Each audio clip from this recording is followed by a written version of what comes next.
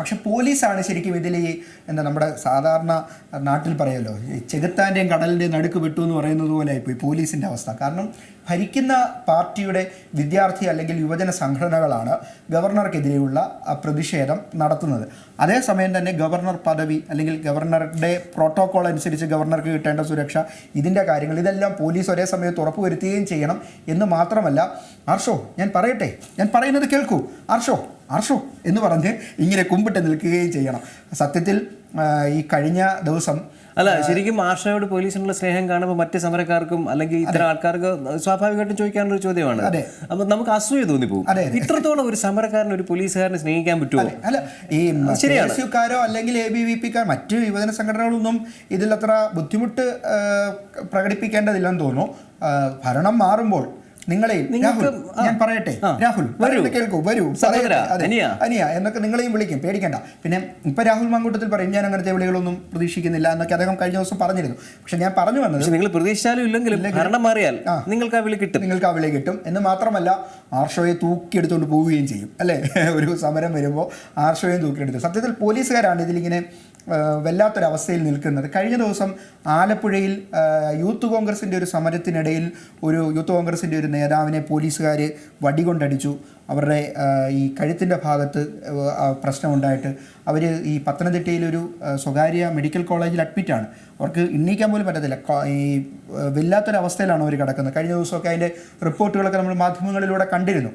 അപ്പോൾ പോലീസിൻ്റെ ശരിക്കും പോലീസിനെ ഒരു സ്വതന്ത്ര സംവിധാനമല്ല എന്നുള്ളതാണ്. പോലീസിനെ സ്വതന്ത്ര സംവിധാനമാക്കി അഴിച്ചുവിട്ടാൽ രാജ്യത്ത് ഏറ്റവും വലിയ അരാജകത്വം ഉണ്ടാവും. പൂർണ്ണമായി അങ്ങനെ പറയാൻ പറ്റില്ലല്ലോ. എങ്ങനെയാണ് അങ്ങനെ പൂർണ്ണമായും പറയാൻ പറ്റും? അങ്ങനെ അരാജകത്വം എന്ന് പറഞ്ഞാൽ ഏതെങ്കിലും ഒരു സേനയെ അതിന്റെ തോന്നിവാസത്തിന് അഴിച്ചു വിടുകയാണെന്ന് വിചാരിക്കാം. പിന്നെ അവർ തീരുമാനിക്കും എന്ത് ചെയ്യണമെന്ന്. ഇപ്പം നിലവിൽ ഈ പറഞ്ഞ പോലെ പൊളിറ്റിക്സ് ഇത്രത്തോളം ശക്തമായിട്ട് പോലും നീതി കിട്ടുന്നില്ല എന്ന പരാതിയുമായി എത്രയോ കാലമായിട്ട് പോലീസ് സ്റ്റേഷന് മുന്നിൽ ആൾക്കാർ കരഞ്ഞുകൊണ്ട് നിൽക്കുന്നുണ്ട്.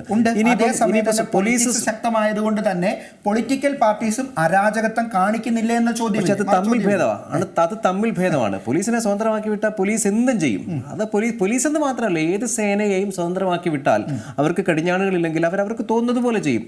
അവർ SI അവിടെ നിന്ന് തീരുമാനിക്കും എന്ത് ചെയ്യണം, അല്ലെങ്കിൽ സർക്കിൾ അവിടെ തീരുമാനിക്കും എന്നൊരു അവസ്ഥയിലേക്ക് കാര്യങ്ങൾ വന്നാൽ എത്രത്തോളം മോശമാവും എന്നാലോചിക്കണം. അല്ല, എത്രത്തോളം മോശം ഇപ്പോൾ സംഭവിക്കുന്നത് എന്താണ്? ലോക്കൽ സെക്രട്ടറിയോ അല്ലെങ്കിൽ ഏരിയ സെക്രട്ടറിയോ തമ്മിൽ ഭേദമാണെന്നാണ് ഞാൻ പറയുന്നത്. അല്ല, തമ്മിൽ ഭേദമാകുമ്പോഴും അതിന്റെ നീതി കൃത്യമായി കിട്ടുന്നില്ല. അതല്ലെങ്കിൽ ഈ പറഞ്ഞ പോലെ പോലീസിന് അത്രത്തോളം ധാർമ്മിക ബോധവും മൂല്യബോധവും ഒക്കെ ഉണ്ടാവണം. അങ്ങനെ ഇല്ലല്ലോ. അങ്ങനെ എങ്ങനെ ഉണ്ടായി വരാൻ? ഇല്ലല്ലോ. ലോക ചരിത്രത്തിൽ എവിടെയും ഈ പറഞ്ഞ പോലെ പോലീസിലും നല്ല മനുഷ്യരുണ്ട്, പോലീസിലും നീതിബോധമുള്ളവരുണ്ട്, പോലീസിലും സഹിഷ്ണുതയുള്ളവരുണ്ട്, പോലീസിലും അസഭ്യം പറയാത്തവരുണ്ട് എന്നതൊഴിച്ചാൽ പോലീസിന്റെ ഒരു ജനറൽ രീതി, പോലീസിന്റെ ഒരു പൊതു സ്വഭാവം ഏതെങ്കിലും മനുഷ്യനോട് ചേർന്ന് നിൽക്കുന്നതല്ല. അവർ അധികാരത്തിന്റെ കാക്കിയെടുത്ത് അണിയുമ്പോൾ, അധികാരത്തിന്റെ ലാത്തി എടുത്ത് കൈ പിടിക്കുമ്പോൾ പിന്നെ അവർ മറ്റൊരു ജീവിയായി മാറുന്ന കാഴ്ചയാണ് നമ്മൾ കണ്ടിട്ടുള്ളത്. അതുകൊണ്ട് തന്നെ പോലീസിനെ സ്വതന്ത്രമായി വിടാൻ അനുവദിക്കുക എന്നുള്ളത് ജനാധിപത്യത്തിൽ അത്രത്തോളം പ്രായോഗികവും നല്ല ഗുണങ്ങൾ ഉണ്ടാക്കുന്നതും അല്ല എന്നൊരു അഭിപ്രായമാണ് ചരിത്രത്തിന്റെയും അനുഭവത്തിന്റെ അടിസ്ഥാനത്തിൽ എനിക്ക് പറയാനുള്ളത്. ഏറ്റവും പുതിയ വാർത്തകളും വിശേഷങ്ങളും വിരൽ തുമ്പിലറിയാൻ സീ മലയാളം ന്യൂസ് എല്ലാ ഡിജിറ്റൽ പ്ലാറ്റ്ഫോമുകളിലും ലഭ്യം.